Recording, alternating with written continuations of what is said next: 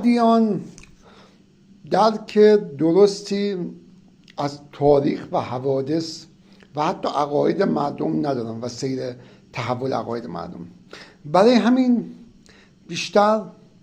خودشونو با توجیه این حوادث بر طبق اون شریعت و احکام اون شریعت و اون حادثه اون مبدعی که حالا چه میلاد مسیح هست چه هجرت پیغمبر توجیه میکنن.